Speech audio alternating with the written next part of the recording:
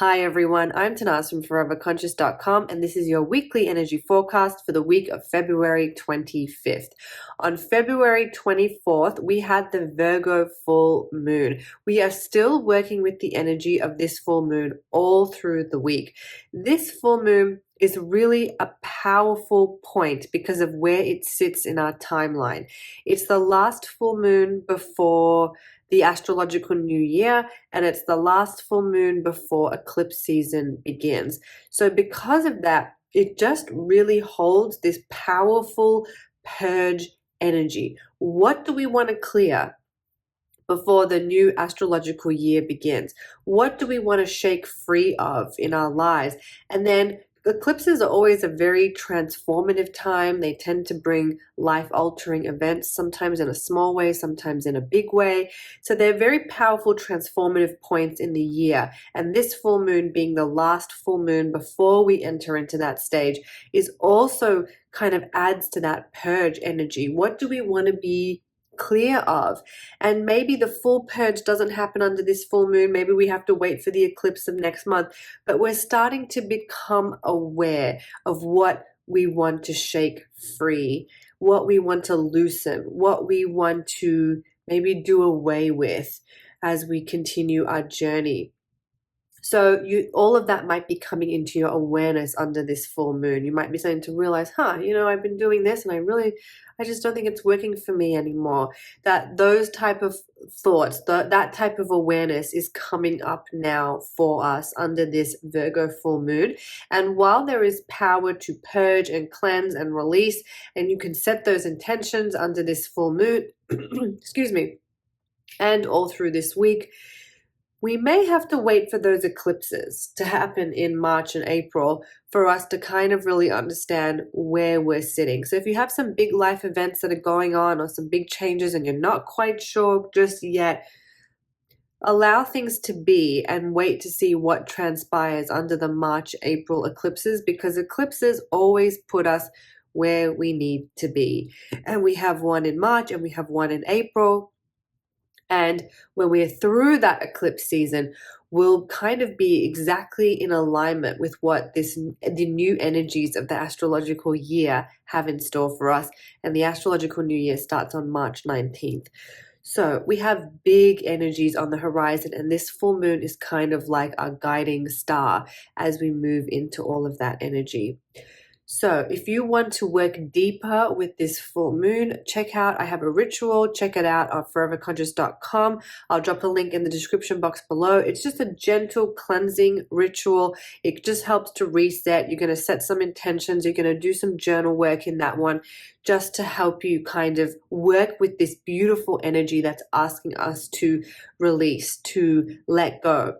There is also beautiful healing energy around this full moon. Healing has actually been a theme. If you've been watching my forecast for the last few weeks, it's been a theme, right? Pretty much since the start of February, we've had this theme of healing, and it's still there for us to tap into under this full moon. So what can you do? If there is a healing journey you wish to go on, this is a time to start.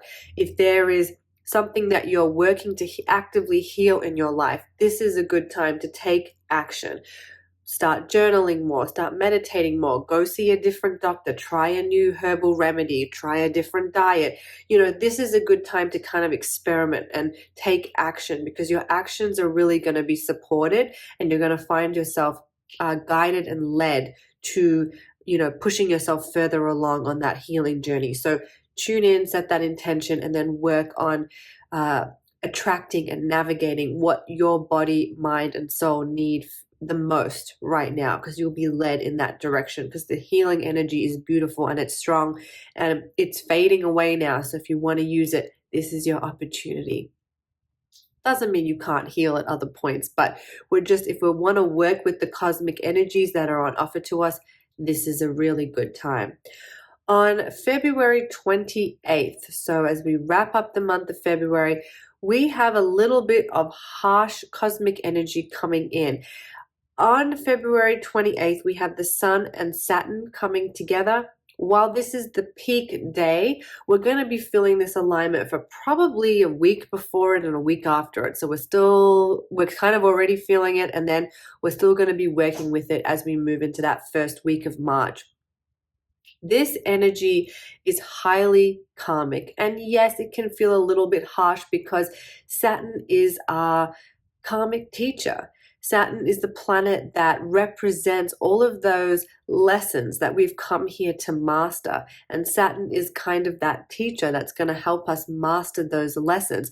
And it can bring up karmic wounds, karmic debts, things that we need to take responsibility for in our lives. So this is a good week to think about how you can step up and take responsibility for the life that you want, for the actions that you've been taking, for what your life is today. Doesn't mean everything's your fault, but this is energy is really asking us to step up and go, how can I take responsibility for my life and where it is and where I want to go moving forward? It kind of is a little bit of a rude awakening energy where it's sort of like, okay, we're not 100% responsible for everything that happens to us, but to a certain extent, we are responsible for how we deal with it, for our feelings, our emotions, our choices. And that's what Saturn wants us to look at and wants us to own. And it sort of wants us to take ownership, because when we take responsibility, it allows us to make changes. If something is somebody else's fault, or oh, that I didn't do that, it just happened, right? Which does happen sometimes. But if we walk through life with that narrative all the time, we create a sense of powerlessness in our lives. And while we cannot control everything, we can control certain things, how we show up, with the choices we make, the emotions that we have, how we choose to think about something, how we choose to act. When we start to recognize that that is where our responsibility is, we regain that power.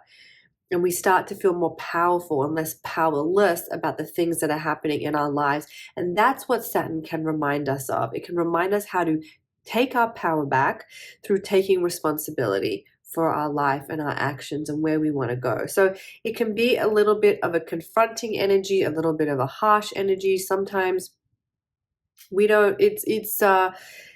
it can be confronting to have to take responsibility for some of the things that have happened in our lives. And again, while we're not responsible for everything, the parts that we are responsible for, we want to take ownership of that. And we want to step up and go, okay, this is my life. How can I proceed forward? So that energy is going to be brewing on the 28th. It can feel a little bit stifling, a little bit heavy. If you feel that way, there are two things that you can do.